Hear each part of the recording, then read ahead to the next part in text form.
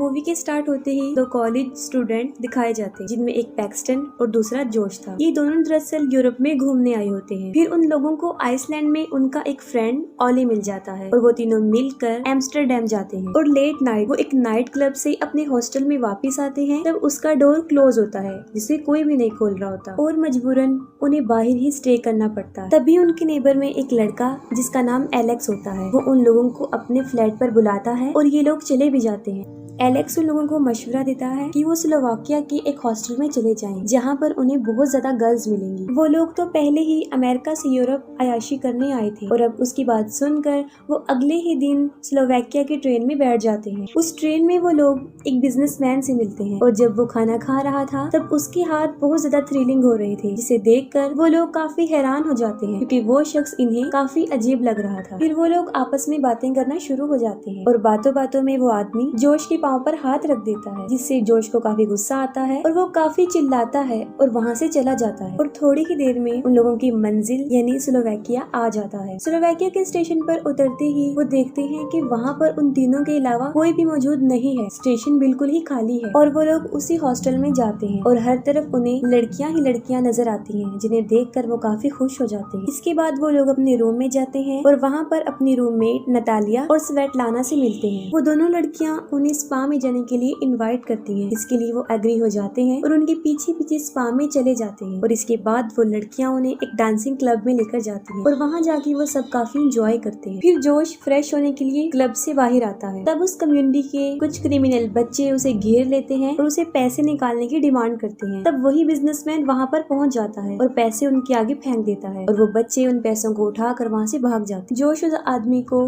Thanks बोलने के साथ साथ उसे ड्रिंक ऑफर करता है और ट्रेन में किए हुए अपने बिहेव पर भी एक्सक्यूज करता है। वो जोश को कहता है कि जितनी उसकी एज है उसके मुताबिक उसे यही करना चाहिए कि वो गुस्से को बर्दाश्त करके बैठ जाए और इसके अलावा वो कर भी क्या सकता था। और दूसरी तरफ ऑली रिसेप्शन पे मौजूद लड़की को अपने साथ लेकर कहीं चला जाता। सुबह उठकर वो दोनों काफी खुश होते हैं क्योंकि जो सोचकर वो यहाँ आए थे उससे भी कई ज्यादा वो अयाशी कर चुके थे, लेकिन ऑली उन्हें कहीं भी नहीं मिल रहा था। वो ऑली का कई बार फोन ट्राई करते हैं लेकिन उसका मोबाइल भी नहीं लग रहा होता। फिर रिसेप्शनिस्ट उनको बताता है कि ऑली तो सुबह ही चेकआउट कर गया है, लेकिन ये बात उन लोगों की समझ से बिल्कुल बाहर थी। तभी एक जापानीज लड़की जिसका नाम काना था उन लोगों के पास आती है और फोन में ऑली और उसकी फ्रेंड यूकी की पिक्चर उन्हें दिखाती है। वो उन लोगों को बताती है कि ये पिक्चर उसने मुझे सुबह ही भेजी है और यूकी भी लापता है। कुछ देर गुजरने के बाद उन लोगों के पास ऑली के नंबर से एक पिक्चर आती है जिस पर लिखा होता है कि मैं घर पहुंच चुका हूं, लेकिन हकीकत में ऐसा नहीं होता। रियलिटी तो ये होती है कि किसी ने ऑली का सर उसकी बॉडी से अलग कर दिया था और साथ साथ वो यूकी को भी टॉर्चर कर रहा था। दूसरी तरफ पैक्सटन और जोश काना के साथ वहाँ से निकलने का प्लान बनाते हैं और तभी वहाँ पर नटालिया और स्वेटलाना आ जाती हैं और उन्हें डांसिंग क्लब में चलने का बोलती हैं। जोश का कहीं भी जाने का मूड नहीं था, जबकि पैक्सटन अभी भी इंजॉय करना चाहता था और वो जोश को भी जाने के लिए एग्री कर लेता है। क्लब में जाकर वो लड़कियां उन दोनों को कुछ खिला देती हैं, जिसकी वजह से जोश की तबीयत खराब होना शुरू हो जाती है और वो वापस हॉस्टल में आ जाता है। जैसे ही वो अपने रूम में पहुंचता है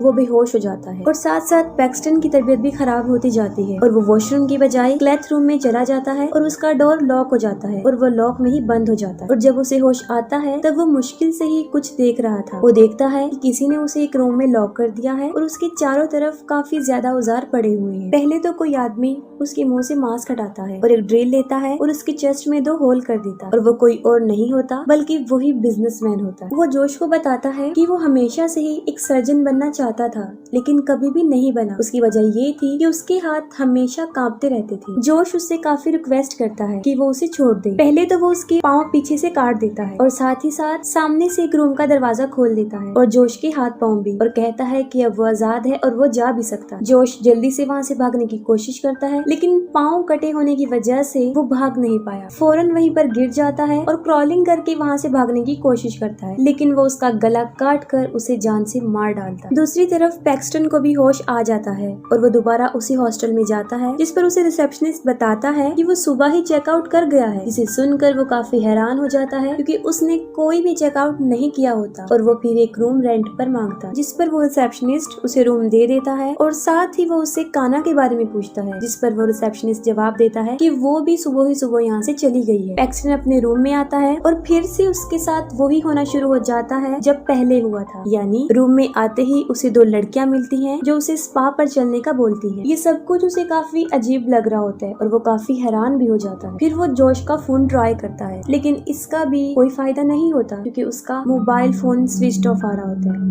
इसके बाद वो पुलिस स्टेशन जाता है और रिपोर्ट लिखवाता है, लेकिन पुलिस वाले भी उसकी कोई हेल्प नहीं करते। वो वापस हॉस्टल में आकर नटालिया और स्वेटलाना से जोश के बारे में पूछता है, जिससे पहले तो वो उसे अपनी बातों में घुमाना शुरू कर देती है, लेकिन जब वो काफी गुस्से में आ जाता है तब वो उसे बताती है कि उन्होंने जोश को एक आर्ट एग्जीबिशन में देखा था और नटालिया पैक्सटन को वहाँ लेकर जाती है। वो उसे एक पुरानी फैक्ट्री में लेकर जाती है जहाँ पर बहुत ज्यादा रिच लोग और उनके कुछ सिक्योरिटी गार्ड्स वहाँ पर खड़े होते हैं। जब वो लोग अंदर जाते हैं तब देखते हैं कि उस आदमी ने जोश को बुरी तरह चीर फाड़ करके रखा हुआ था और वो उस पर किसी तरह का सर्जरी ऑपरेशन कर रहा है। लेकिन इससे पहले कि वो कुछ कर सकता, सिक्योरिटी गार्ड फौरन वहाँ पर आ जाते हैं और उसे पकड़ के वहाँ से ले जाते हैं। पैक्सटन अपने चारों तरफ देखता है जहाँ पर लोगों को बुरी तरह टॉर्चर किया जा रहा है और हर तरफ चीखने चिल्लाने की आवाजें ही आ रही है। वो लोग पैक्सटन को भी उस रूम में जाकर बांध देते हैं और उसे भी कुछ बोलने का बोलते हैं। जैसे ही वो मुंह से कुछ बोलता है, गार्ड कहता है कि ये एक अमेरिकन है और ये कहकर वो वहाँ से चला जाता है। इसके साथ ही एक आदमी उसे टॉर्चर करना शुरू कर देता है और एक चेन टाइप इंस्ट्रूमेंट से उसका हाथ काटने के चक्कर में वो उसकी 2 उंगलियां काट देता है और इसकी वजह से उसकी हथकड़ी भी कट जाती है। फिर वो आगे बढ़ता है लेकिन उसका पाँव स्लिप हो जाता है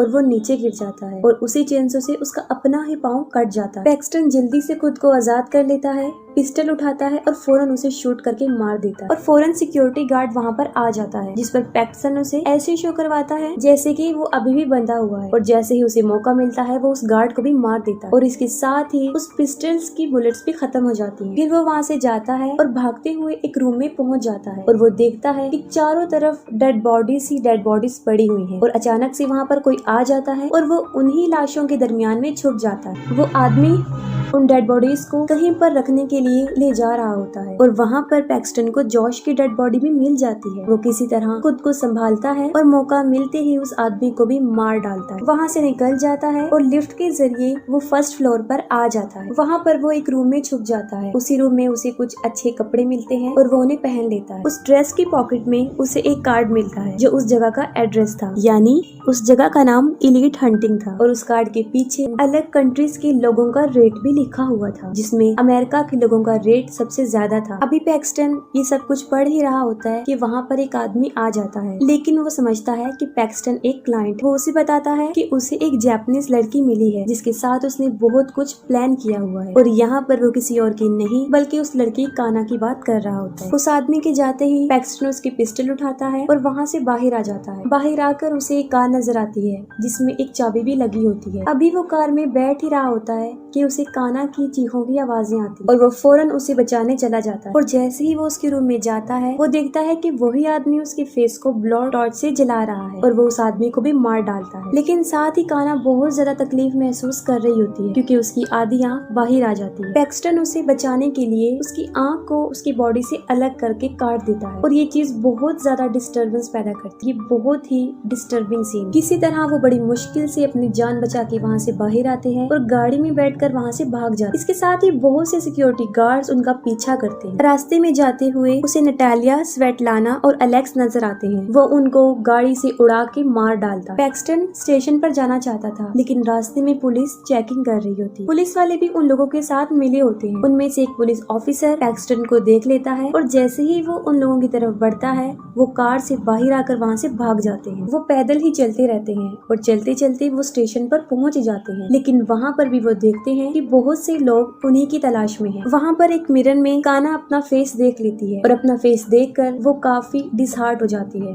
और इसके साथ ही वो सामने से आती हुई ट्रेन के आगे कूदकर सुसाइड कर लेती है। इस इंसिडेंट को देखकर सारे लोग वहाँ पर इकट्ठे हो जाते हैं और इसके साथ ही पैक्सटन को भागने का मौका मिलता है और मौके का फायदा उठाकर वो ट्रेन में बैठ जाता है और ट्रेन भी वहाँ से चल पड़ती है। और जब पैक्सटन ट्रेन में होता है तब उसे उसी बिजनेसमैन की आवाज आती है। जिस स्टेशन पर वो आदमी उतरता है पैक्सटन वहीं पर पर उसका पीछा करता है। वो बिजनेसमैन अपनी एक छोटी बेटी के साथ होता है और वो दोनों अलग अलग वॉशरूम में चले जाते हैं। वो आदमी काफी देर वॉशरूम से बाहर अपनी बेटी का इंतजार करता है, लेकिन वो बाहर नहीं आती। तब वो अंदर जाकर देखता है तो वहाँ पर उसकी बेटी मौजूद नहीं होती, सिर्फ उसका टॉय होता है। वो अपनी बेटी को इधर उधर ढूंढता है, लेकिन उसे कहीं भी उसकी बेटी नजर नहीं आती। और दूसरी तरफ पैक्सटर उसकी बेटी को किडनैप करके अपने साथ ट्रेन में ले जाता, लेकिन साथ में वो भी अपनी बेटी को ढूंढता रहता है। इस मूवी में जो क्लब दिखाया गया है वो ऐसा क्लब है जहाँ पर अमीर लोग अपने गुस्से और भड़ास को निकालने के लिए मुख्तलिफ कंट्रीज के लोगों को अपना शिकार बनाते हैं और उन्हें जान से मार देते हैं। और अलग अलग कंट्रीज के लोगों का अलग अलग रेट भी है, और सबसे ज्यादा अमेरिका के लोगों का रेट इसलिए है कि वो अमेरिका के लोगों से बहुत ज्यादा नफरत करते हैं और ये काम वो बड़े अरसे से करते आ रहे हैं और पुलिस भी उनके साथ मिली होती है। वो लोग विजिटर्स को लड़कियां प्रोवाइड करते हैं और इसी आड़ में वो उन्हें मार देते हैं और इसके साथ ही मूवी एंड हो जाती है।